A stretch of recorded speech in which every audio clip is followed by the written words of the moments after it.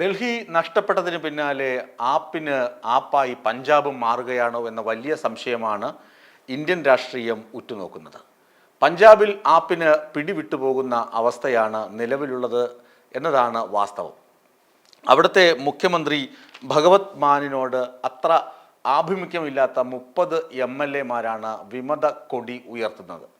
ഉടനെ തന്നെ കെജ്രിവാൾ, ദേശീയ കൺവീനറായ ആപ്പിൻ്റെ കൺവീനറായ കെജ്രിവാൾ നാളെ, അതായത് ചൊവ്വാഴ്ച, മന്ത്രിമാരുടെയും MLA-മാരുടെയും യോഗം വിളിച്ചിട്ടുണ്ട്.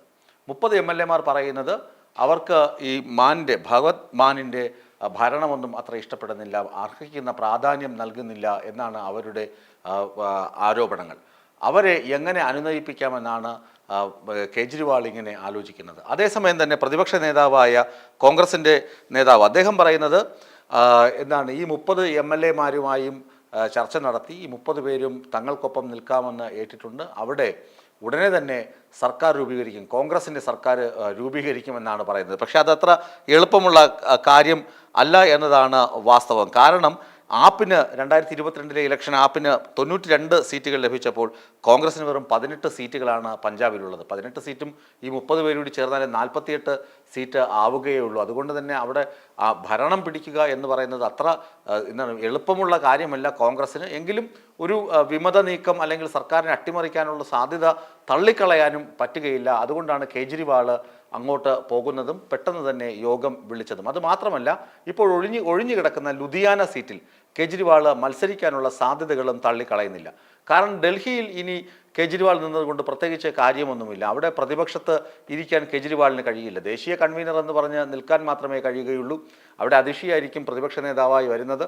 പിന്നെ 22 സീറ്റേ ഉള്ളൂ. അവിടെ നിന്ന് പുറത്തുനിന്ന് കളി നിയന്ത്രിക്കാൻ ശ്രമിച്ചാലും അതത്ര സാധ്യമാകുന്ന നിലയിലല്ല. കാരണം കേജ്രിവാൾ ഒരു അനഭിമതനായ ക്യാരക്ടറായി മാറിക്കഴിഞ്ഞു ഡൽഹിയിൽ എന്ന പ്രചരണം BJP ശക്തമാക്കി കഴിഞ്ഞു. പ്രത്യേകിച്ച് കോൺഗ്രസ് അവരുടെ പ്രചരണം ശക്തമാക്കിയത് മുഴുവൻ കേജ്രിവാളിനെ ആക്രമിച്ചുകൊണ്ടായിരുന്നു.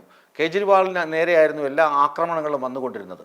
അതുകൊണ്ട് തന്നെ കേജ്രിവാളിനോടുള്ള ഇഷ്ടക്കേട് ഡൽഹി ജനതയ്ക്ക് ഉണ്ട്. അതുകൊണ്ട് കേജ്രിവാൾ കളം മാറ്റി ചവിട്ടി പഞ്ചാബിൽ നിന്ന് ശക്തി തെളിയിച്ച് പഞ്ചാബ് നിയമസഭയുടെ ഭാഗമായി മാറാനുള്ള എല്ലാ സാധ്യതയുമുണ്ട്. അത് ലുധിയാനയിൽ മത്സരിച്ച് പഞ്ചാബ് നിയമസഭയുടെ ഭാഗമായി മാറാൻ ശ്രമിക്കുകയാണെന്ന് BJP നേതാവ് സുഭാഷ് ശർമ്മ പറയുകയും ചെയ്യുന്നുണ്ട്, പഞ്ചാബിലെ BJP നേതാവ്. അപ്പോൾ കേജ്രിവാൾ പഞ്ചാബ് കേന്ദ്രീകരിച്ച് വീണ്ടും പ്രവർത്തിക്കാൻ ആഗ്രഹിക്കുന്നു, ലുധിയാനയിൽ മത്സരിച്ചേക്കുമെന്നുള്ള സൂചനകളുണ്ട്. അതുകൊണ്ട് തന്നെ ഈ ഭഗവത് മാൻ മുഖ്യമന്ത്രി സ്ഥാനം ഒഴിഞ്ഞിട്ട് ഈ കേജ്രിവാൾ പഞ്ചാബിൻ്റെ മുഖ്യമന്ത്രി ആയേക്കുമെന്നുള്ള സൂചനയുണ്ട്. ചുരുക്കി പറഞ്ഞാൽ ഡൽഹിയിലെ പരാജയം, ആപ്പിനേറ്റ കനത്ത തിരിച്ചടി കോൺഗ്രസിൻ്റെ രാഷ്ട്രീയ തന്ത്രമായി വരെ കണക്കാക്കുന്ന ആളുകളുണ്ട്. കോൺഗ്രസിന് ഏറ്റ കനത്ത കോൺഗ്രസ് സംഭൂചരായ എങ്കിൽ പോലും നേതാക്കൾ, ജയറാം രമേശ് ഉൾപ്പെടെയുള്ള നേതാക്കൾ പറയുന്നത് കോൺഗ്രസ് പരാജയപ്പെട്ടില്ല, കോൺഗ്രസിൻ്റെ തന്ത്രങ്ങൾ വിജയിച്ചു, ആപ്പിനെ കെട്ടുകെട്ടിച്ചു എന്നൊക്കെയാണ് അവരുടെ ആഹ്ലാദം. തോറ്റതിലല്ല, BJP ജയിച്ചതിലുമല്ല അവരുടെ ആഹ്ലാദം. ആപ്പിനെ കെട്ടുകെട്ടിക്കാൻ കഴിഞ്ഞു. അതുപോലെ തന്നെ പഞ്ചാബിലും ആപ്പിനെ കെട്ടുകെട്ടിക്കണമെന്ന ആഗ്രഹത്തോടു കൂടിയാണ് കോൺഗ്രസ് മുന്നോട്ട് പോയിക്കൊണ്ടിരിക്കുന്നത്.